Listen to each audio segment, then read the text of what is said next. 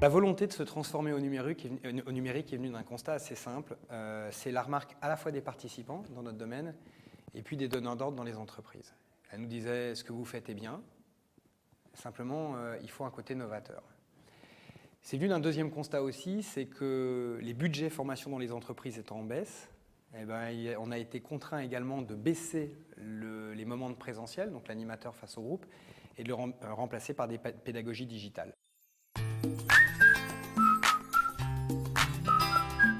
Dès 2010, il y a vraiment la volonté de se dire qu'il faut qu'on puisse créer quelque chose par nous-mêmes.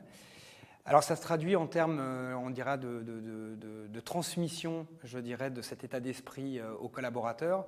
Tout d'abord par un voyage aux États-Unis en 2012, où on a fait un geek trip. On est allé donc à San Francisco, on a fait des rendez-vous avec un tas d'entreprises dans le coin qui faisaient de la gamification, des entreprises qui parlaient de la réputation sur le web, les réseaux sociaux, et aussi des évolutions en termes de pédagogie, notamment liées autour de la vidéo. Je dirais que cet investissement qui a eu lieu à l'époque, il a été assez fondateur pour nous parce qu'il a permis à chacun des membres du comité de direction d'être convaincu qu'il fallait désormais s'engager dans cette démarche.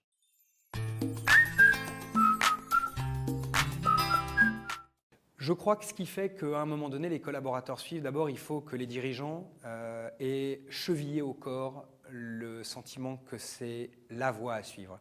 Et il se trouve que chez nous, c'était le cas.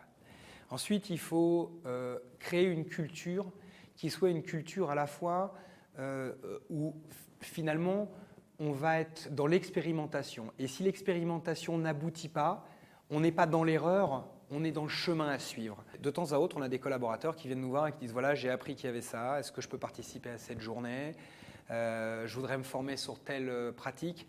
Il faut aussi dire que dans la mesure où on a incorporé dans l'entreprise de nouvelles compétences, on a aussi passé beaucoup de temps à former les anciens au métier des nouveaux. C'est-à-dire qu'en même temps, il y a eu des demandes de compréhension des nouveaux métiers, des nouveaux enjeux des uns et des autres.